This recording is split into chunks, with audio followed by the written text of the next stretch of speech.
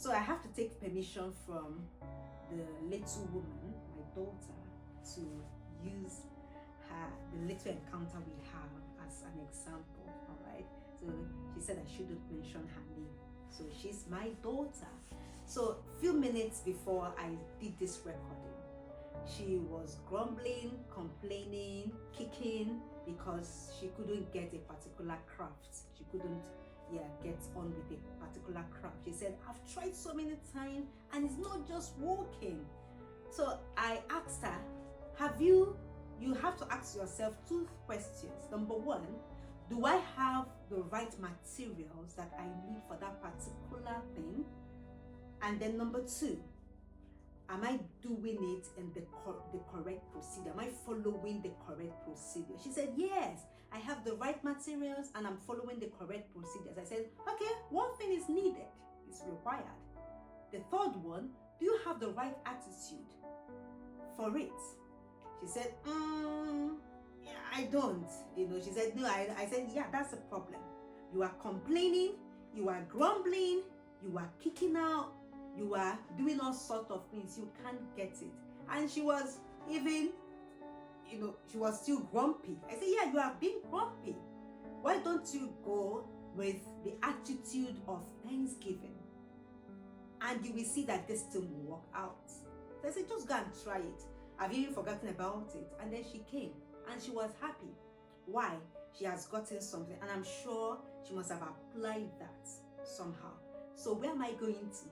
The attitude of gratitude. It's a powerful phrase, I'm telling you. Sometimes I wish I knew this earlier in life.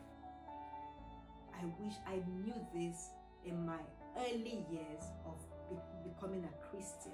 But thank God I know it now, and I'm grateful to God about it. Jesus Christ in the Gospel of Luke healed 10 lepers.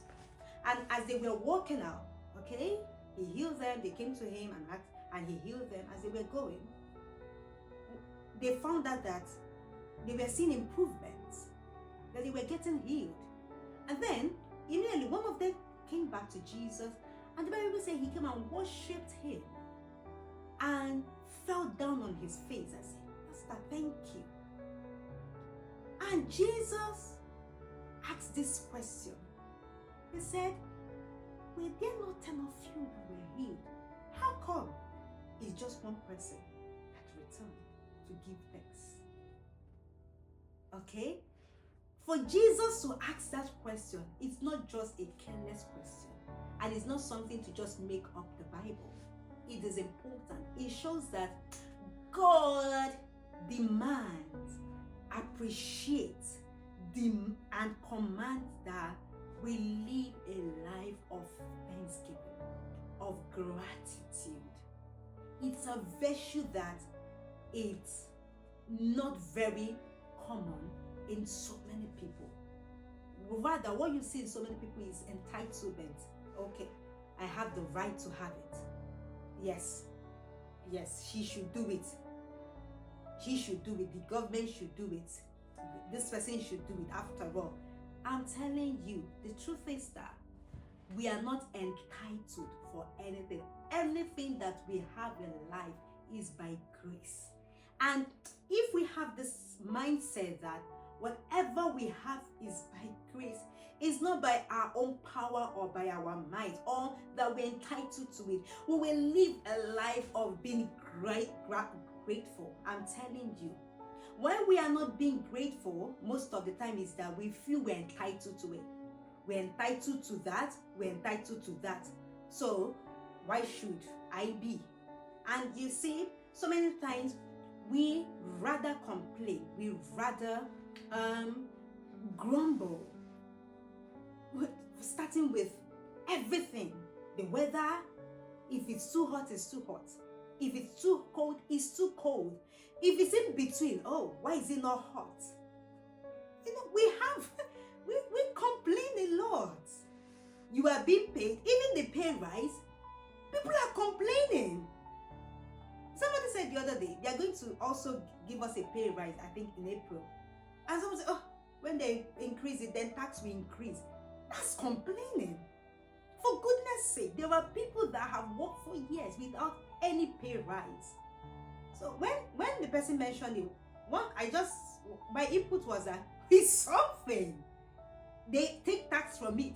What remains is something. It goes a long way. So we live with this attitude of it's nothing. I'm entitled to it.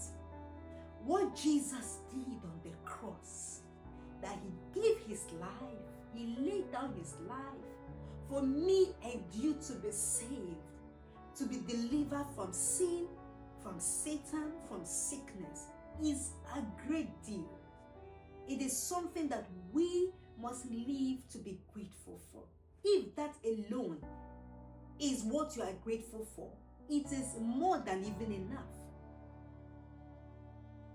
What are you grateful for? Grateful for life? Grateful for your job? Grateful for your family? Grateful for your business? Grateful for where you live? Grateful for your nation?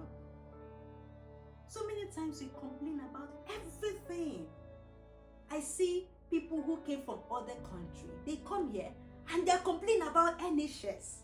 And one day, one person was complaining, and I said, jokingly, I said, where you are coming from, how is their hospital? I have to ask that because we complain a lot. Where the health system is not working. Is it here that at least it's working? Nothing really can be perfect. That's the truth. You are not even perfect. So that one we are seeing from God, let's lift up our souls and be grateful to God for it. What about gratitude for people that God brings to our life and the little things they do in our lives? So many times we live a life of we don't care enough. We don't want to know. There's a reason why God brought everyone he brings into your life and on your way. Be grateful. Be grateful for that manager. Be grateful for your pastor. Be grateful for that congregation. Be grateful for that brother, for that sister who is coming there, showing love. Be grateful. Because some people have not even received nothing. So I just want us to reflect. We are coming to the end of year 2024. Some people must have looked back and said, I don't even know what I've even achieved this year. But you have achieved yourself. You are watching me. So be grateful. You have achieved life. Be grateful for that. You have your family. Be grateful for that. You may not have your family. You have friends. Be grateful for that. You have the body of Christ. You have believers in Christ who are supporting. Be grateful for that. Be grateful for your salvation. It's very important. So I want to ask you now, what exactly are you grateful for? Just look at it. Just a moment. Take a moment to count your blessings. And you will see that God has done so much. God has just done so much. I may not be where I really want to be, but definitely I'm not where I used to be. Do you know what? I'm grateful to God for you. You subscribe.